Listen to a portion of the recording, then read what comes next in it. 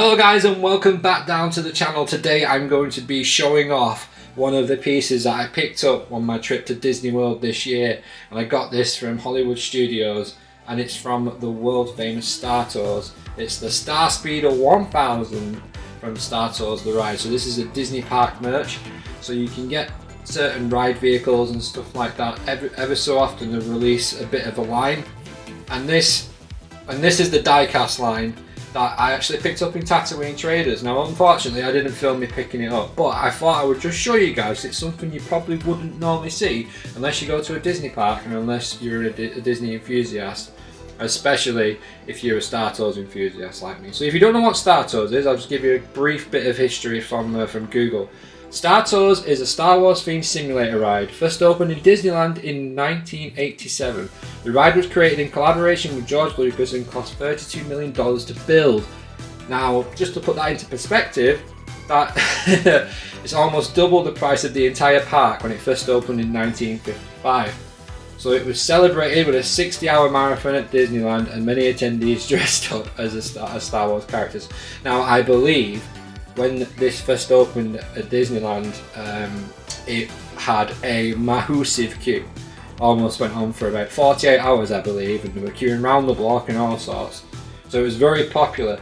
So just a little bit of background about the ride. The ride features hydraulic motion cabins that can tilt and move up and down 15 feet in any direction.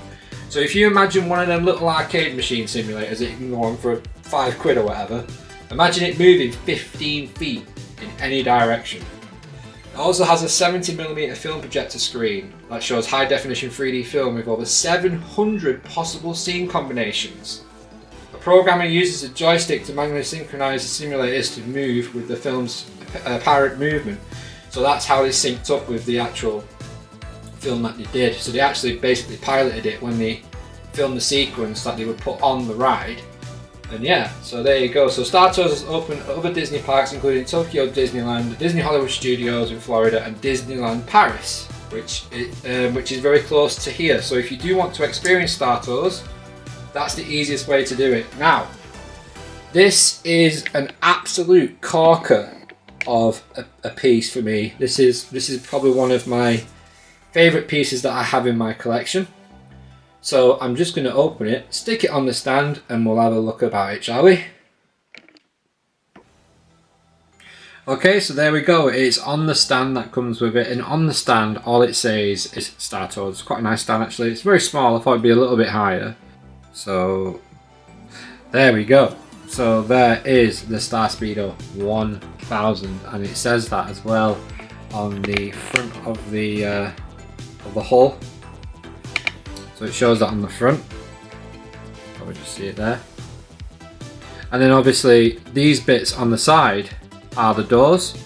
So when you enter Star Tours, you walk through them doors and you sit down, and at the moment C-3PO is in there when the shutters go down eventually, and then you end up whisking off onto your adventure. Now, in the past, it was Rex who was in there as well, and it was white and blue. So you do see these knocking about, the white and blue. It's the older version before the refurbishment. So, there's not really much. There's not really much more to say about it, other than it's got the cannons on the side, and on both sides there, and it's got the feet as well for when you get them Hoth missions. They look very much like feet for snow.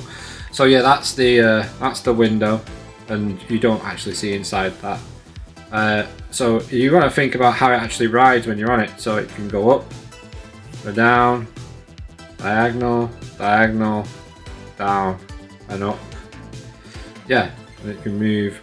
So basically, when they wanted to do this originally, they saw what the aircraft industry was doing, and Disney were like, we're just going to put one of them into a ride system and give it a load of shuttles, and we'll make it an absolute throughput machine so we can get people through there and out of there. And it was very successful, and it worked. There's the thrusters at the back.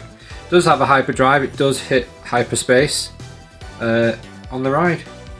So there you go, guys. Just a little look at the Starspeeder 1000, which I picked up from Disney World.